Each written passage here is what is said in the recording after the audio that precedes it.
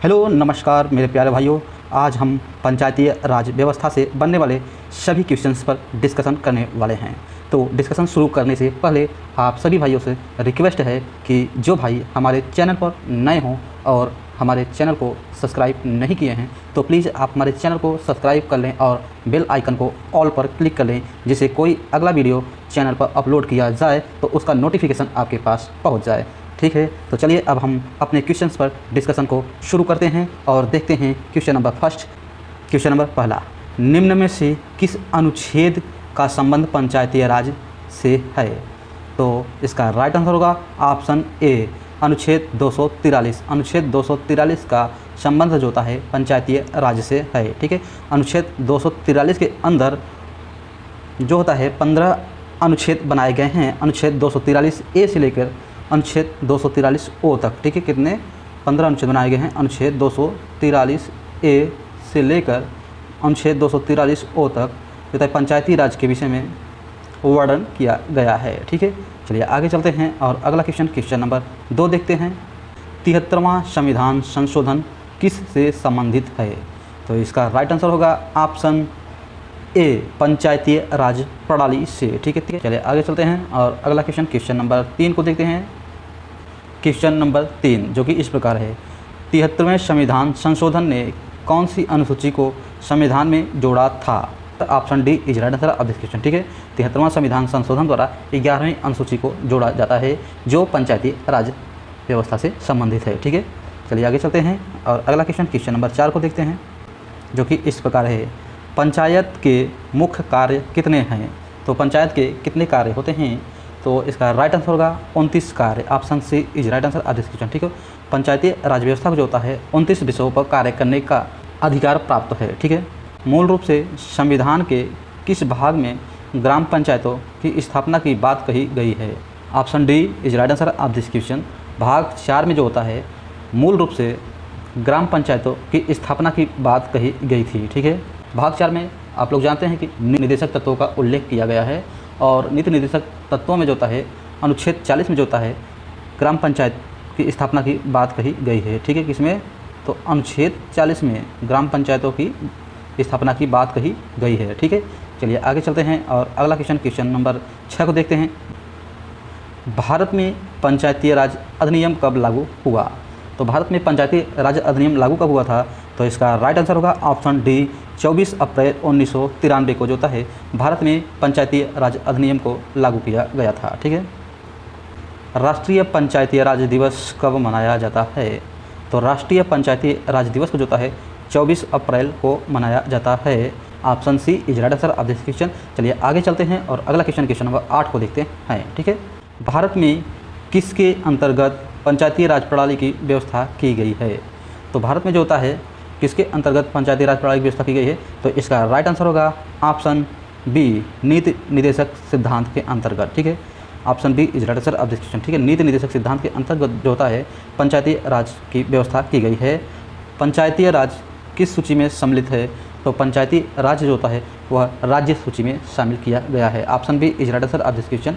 चलिए आगे चलते हैं और अगला क्वेश्चन नंबर 10 को देखते हैं। 73वें संविधान संशोधन के अनुसार पंचायती राज संस्था का कार्यकाल कितने वर्ष का रखा गया है? तो इसका राइट आंसर होगा ऑप्शन सी, 5 वर्षों का। ठीक है, 73वां संवैधानिक संशोधन द्वारा जो होता है पंचायती राज व्यवस्था का कार्यकाल 5 वर्ष का रखा गया है।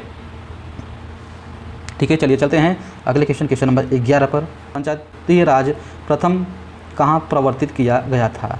प्रवर्तित अर्थात कहाँ पर पहली बार जो होता है पंचायती राज व्यवस्था को लागू किया गया था? तो इसका राइट आंसर होगा ऑप्शन ए, राजस्थान। सबसे पहले जो होता है राजस्थान में पंचायती राज व्यवस्था को लागू किया गया था 2 अक्टूबर। कब? तो 2 अक्टूबर 1959 को। ठीक है, 2 अक्टूबर 1959 को भारत के प्रधानमंत्री पंडित जवाहरलाल नेहरू द्वारा जो होता है पंडित जवाहरलाल नेहरू द्वारा राजस्थान के नागौर जिला में पहली बार जो होता है पंचायती राज व्यवस्था को प्रवर्तित किया जाता है। ठीक है, राजस्थान के नागौर जिला में 2 अक्टूबर 1959 को पंडित जवाहरलाल नेहरू द्वारा जो होता है पंचायती राज व्यवस्था को लागू किया जाता है। ठीक है, इसे याद करना बहुत आसान है क्योंकि 2 अक्टूबर को महात्मा गांधी का जन्मदिन भी मनाया जाता है। ठीक है, तो चलिए आगे चलते हैं और अगला क्वेश्चन नंबर 12 को देखते हैं। सर्वप्रथम किस राज्य में पूर्ण रूप से पंचायती राज लागू हुआ था? तो इसका राइट आंसर होगा ऑप्शन सी, आंध्र प्रदेश। आंध्र प्रदेश में सबसे पहले जो होता है 1959 में ही पूर्ण रूप से पंचायती राज व्यवस्था को लागू कर दिया जाता है। ठीक है, राजस्थान में पंचायती राज व्यवस्था सबसे पहले लागू हुआ था, लेकिन वहाँ पर केवल उसके ज़िले नागौर में ही लागू किया गया था। ठीक है, उसका ज़िला एक था नागौर, जिसमें 2 अक्टूबर 1959 को लागू कर दिया गया था पंचायती राज व्यवस्था। ठीक है, लेकिन क्या होता है, पूर्ण रूप से लागू कहाँ किया जाता है, तो पूर्ण रूप से जो होता है आंध्र प्रदेश में लागू किया जाता है। भारत में सबसे पहले राजस्थान में पंचायती राज की स्थापना कब हुई थी, तो मैंने अभी बताया है कि 2 अक्टूबर 1959 को पंचायती राज की व्यवस्था जो होती है राजस्थान में लागू कर दी जाती है या फिर स्थापित हो जाता है। तो इसका राइट आंसर होगा ऑप्शन डी 1959 में। ठीक है, चलिए आगे चलते हैं और अगला क्वेश्चन नंबर 14 को देख। पंचायत के चुनाव कराने हेतु निर्णय किसके द्वारा लिया जाता है, तो इसका राइट आंसर होगा ऑप्शन बी राज्य सरकार द्वारा। ठीक है, पंचायत के चुनाव कराने का निर्णय जो होता है वह राज्य सरकार द्वारा लिया जाता है। ठीक है, चलिए आगे चलते हैं। पंचायती राज संस्थाओं के निर्वाचन हेतु कौन उत्तरदायी है, तो पंचायती राज संस्थाओं के निर्वाचन हेतु राज्य निर्वाचन आयोग जो होता है उत्तरदायी होता है। ठीक है, option B is right answer of this question. राज्य निर्वाचन आयोग जो होता है पंचायती राज संस्थाओं के निर्वाचन हेतु उत्तरदायी होता है। ठीक है, चलिए आगे चलते हैं और अगला क्वेश्चन नंबर 16 को देखते हैं। निम्न में से किस समिति की सिफारिशों के आधार पर भारत में पंचायती राज का उदय हुआ था, तो इसका राइट आंसर होगा ऑप्शन बी बलवंत राय मेहता समिति के आधार पर जो होता है भारत में पंचायती राज व्यवस्था का उदय हुआ था। बलवंत राय मेहता समिति की स्थापना कब होती है, तो 1957 में जो होता है बलवंत राय मेहता समिति की स्थापना की जाती है। इस समिति के सिफारिश पर जो होता है पंचायती राज व्यवस्था का उदय होता है भारत में। ठीक है, चलिए आगे चलते हैं। भारत की पंचायती राज व्यवस्था का वास्तुकार किसे कहा जाता है, तो भारत की पंचायती राज व्यवस्था का वास्तुकार जो होता है वह B.R. मेहता को कहा जाता है। Option B is right answer of this question. ठीक है, B.R. मेहता को जो होता है भारत की पंचायती राज व्यवस्था का वास्तुकार कहा जाता है। ठीक है, सही मायने में भारतीय स्थानीय स्वशासन का जनक किसे कहा जाता है, तो इसका राइट आंसर होगा ऑप्शन ए लॉर्ड रिपन को। लॉर्ड रिपन को जो होता है सही मायने में भारतीय स्थानीय स्वशासन का जनक माना जाता है। ठीक है, चलिए आगे चलते हैं और अगला क्वेश्चन नंबर 19 को देखते हैं। भारत में पंचायती राज व्यवस्था लाने के पीछे मुख्य उद्देश्य क्या था, तो भारत में पंचायती राज व्यवस्था लाने का जो था वह मुख्य उद्देश्य क्या था, तो इसका राइट आंसर होगा ऑप्शन सी सत्ता का विकेंद्रीकरण कर जनमानस को राजनीति से जोड़ना। यही मुख्य उद्देश्य था भारत में पंचायती राज व्यवस्था लागू करने के पीछे। ठीक है, चलिए आगे चलते हैं और अगला क्वेश्चन नंबर 20 को देखते हैं। अशोक मेहता समिति ने पंचायती राज व्यवस्था के अंतर्गत कितने स्तरीय ढांचे के स्थापना की सलाह दी थी, तो अशोक मेहता की समिति जिसकी स्थापना जो होता है 1977 में किया जाता है, इन्होंने जो होता है पंचायती राज व्यवस्था के केवल 2 स्तर को ही लागू करने का सलाह देता है। ठीक है, कौन सी, तो 2 स्तर। Option B is right answer of this question. ठीक है, अशोक मेहता समिति ने पंचायती राज व्यवस्था के अंतर्गत 2 स्तरीय ढांचे की स्थापना की बात कही थी। ठीक है, चलिए आगे चलते हैं और अगला क्वेश्चन नंबर 21 को देखते हैं। अशोक मेहता समिति ने किन 2 स्तरों की बात की है, तो यह जो होता है मंडलीय पंचायत और जिला परिषद की बात कही थी अशोक मेहता समिति ने। ठीक है, अशोक मेहता समिति ने जो होता है मंडलीय पंचायत और जिला परिषद की बात कही थी। इन्होंने अशोक मेहता समिति ने जो है ग्राम पंचायत स्तर को जो है समाप्त कर देने की बात कही थी। ठीक है, यह केवल 2 स्तरों की बात कही थी, मंडलीय पंचायत और जिला परिषद की। ठीक है, option D is right answer of this question. ठीक है, ऑप्शन डी इसका सही जवाब होगा। ठीक है, चलिए आगे चलते हैं और अगला क्वेश्चन नंबर 22 देखते हैं। प्रकार है, भारत में कितने स्तरीय पंचायती राज की स्थापना की बात कही गई है, तो भारत में जो होता है त्रिस्तरीय माने 3 स्तरीय पंचायती राज की स्थापना की बात कही गई है। Option C is right answer of this question. चलिए आगे चलते हैं और अगला क्वेश्चन नंबर 23 देखते हैं। प्रायः पंचायत समिति में कितने प्रकार के सदस्य होते हैं, तो पंचायत समिति में जो होता है कितने प्रकार के सदस्य होते हैं, तो इसका राइट आंसर होगा ऑप्शन डी उपरोक्त सभी। पंचायत समिति में जो है पदेन सदस्य, सहयोगी सदस्य और सहयोजित सदस्य, ये सभी प्रकार के सदस्य पाए जाते हैं। ठीक है, चलिए आगे चलते हैं और अगला क्वेश्चन नंबर 24 देखते हैं। निम्न में से किस पद्धति की स्थापना प्रत्यक्ष चुनाव के आधार पर की जाती है, तो ग्राम पंचायत की जो है स्थापना प्रत्यक्ष रूप से चुनाव के द्वारा किया जाता है। ठीक है, option A is right answer of this question. पंचायतों में सभी स्तरों पर महिलाओं के लिए कितने पद आरक्षित हैं, तो पंचायतों में जो होता है सभी स्तरों पर 1/3 पद जो होता है आरक्षित होते हैं महिलाओं के लिए। ठीक है, कितने, तो 1/3। Option A is right answer of this question. ठीक है, चलिए आगे चलते हैं और अगला क्वेश्चन नंबर 26 देखते हैं, यदि पंचायत भंग होती है तो कितनी अवधि के अंदर निर्वाचन होना अनिवार्य है? तो इसका राइट आंसर होगा ऑप्शन सी, 6 माह के अंदर जो होता है दोबारा निर्वाचन हो जाना चाहिए। यदि पंचायत भंग होती है तो 6 माह के अंदर जो होता है दोबारा निर्वाचन हो जाना चाहिए। ठीक है, चलिए आगे चलते हैं। अगला क्वेश्चन नंबर 27 को देखते हैं। पंचायत चुनाव के लिए उम्मीदवार की आयु कितनी होनी चाहिए? तो पंचायत चुनाव लड़ने के लिए जो होता है उम्मीदवार की आयु 21 वर्ष होनी चाहिए। Option B is right answer of this question. ठीक है, उम्मीदवार की आयु कितनी होनी चाहिए? तो 21 वर्ष होना चाहिए। लेकिन मत देने का अधिकार पूछा जाए या मत देने की न्यूनतम आयु पूछी जाए तो वह 18 वर्ष होनी चाहिए। लेकिन अगर पंचायती राज का जो है चुनाव आप खड़े होते हैं तो एज उम्मीदवार के रूप में आपकी उम्र जो है 21 वर्ष होना आवश्यक है। ठीक है, चलिए आगे चलते हैं और अगला क्वेश्चन नंबर 28 को देखते हैं।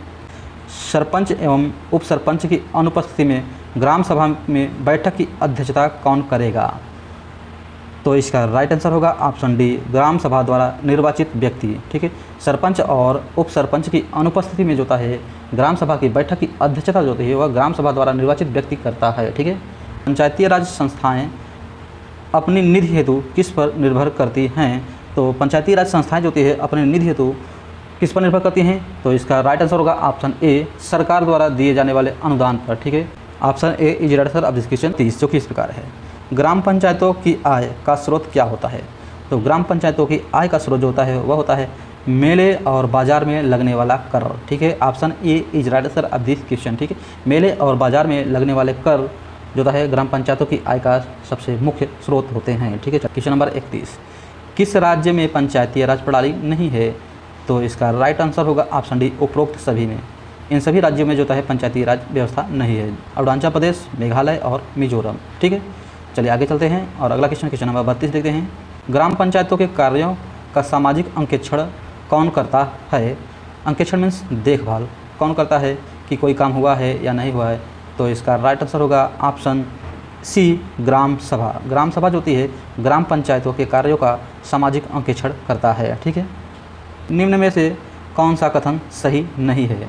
तो देखना है कौन सा कथन सही नहीं है। चलिए देखते हैं। ऑप्शन ए, भारत में पंचायती राज की स्थापना जवाहरलाल नेहरू ने की थी। जी हाँ, यह तो सही है। ठीक है, और दूसरा देखते हैं ऑप्शन बी, मध्य प्रदेश में सबसे पहले पंचायती राज की स्थापना हुई थी।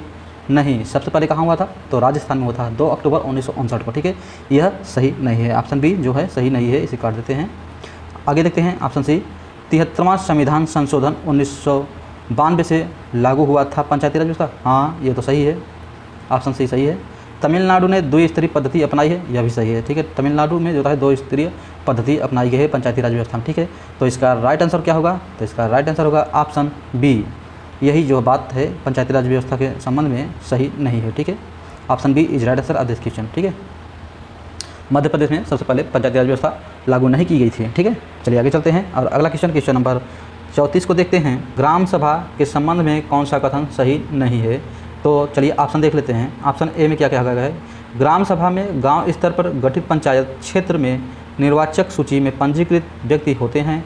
तो यह तो सही बात कही गई है। ठीक है, ऑप्शन ए सही है। ऑप्शन बी देख लेते हैं। अब यह पंचायत क्षेत्र में पंजीकृत मतदाताओं की एक ग्राम स्तरीय सभा है। तो यह भी बात सही है। ठीक है, यह पंचायत क्षेत्र में पंजीकृत मतदाताओं की एक ग्राम स्तरीय सभा होती है। ठीक है, चलिए यह भी सही है। ऑप्शन बी भी सही है। ऑप्शन सी देख लेते हैं। इसकी शक्तियाँ विधानमंडल द्वारा निर्धारित की गई हैं। तो यह भी बात सही है। ठीक है, ग्राम पंचायत की शक्तियाँ जो होती है विधानमंडल द्वारा निर्धारित की जाती हैं। ठीक है, ऑप्शन डी देखते हैं। यह वही कार्य कर सकती है जो केंद्र सरकार ने बताए हैं। तो यह बात सही नहीं है। ठीक है, क्योंकि पंचायती राज व्यवस्था जो होती है वो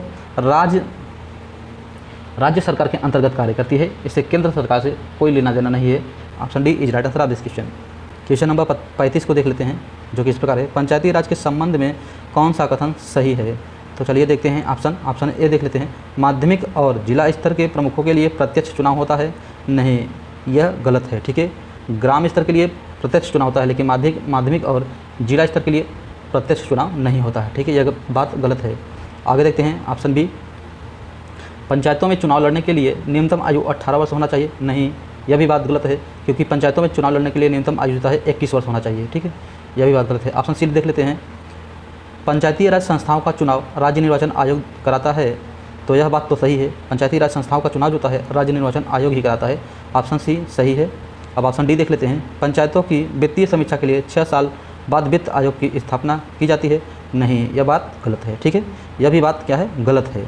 तो इसका राइट आंसर क्या होगा, ऑप्शन सी। ऑप्शन सी जो होता है इसका सही जवाब होगा। यही बात जो होता है पंचायती राज के संबंध में जो होता है सत्य बात है कि पंचायती राज संस्थाओं का चुनाव जो होता है राज्य निर्वाचन आयोग कराता है। ठीक है, option C is right answer of this question. ठीक है, तो आज के लिए बस इतने ही क्वेश्चन थे। यदि वीडियो आप लोगों को पसंद आई हो तो प्लीज़ आप लोगों से रिक्वेस्ट है आप लोग लाइक करें और शेयर करें। और यदि आप चैनल पर नए हो और चैनल को सब्सक्राइब नहीं किए हैं तो प्लीज़ आप चैनल को सब्सक्राइब कर लें और बेल आइकन को ऑल पर क्लिक कर लें, जिससे कोई अगला वीडियो अगर चैनल पर अपलोड किया जाता है तो उसकी नोटिफिकेशन आपके पास पहुंच जाए। ठीक है, तो वीडियो देखने के लिए आप सभी भाइयों को बहुत बहुत धन्यवाद।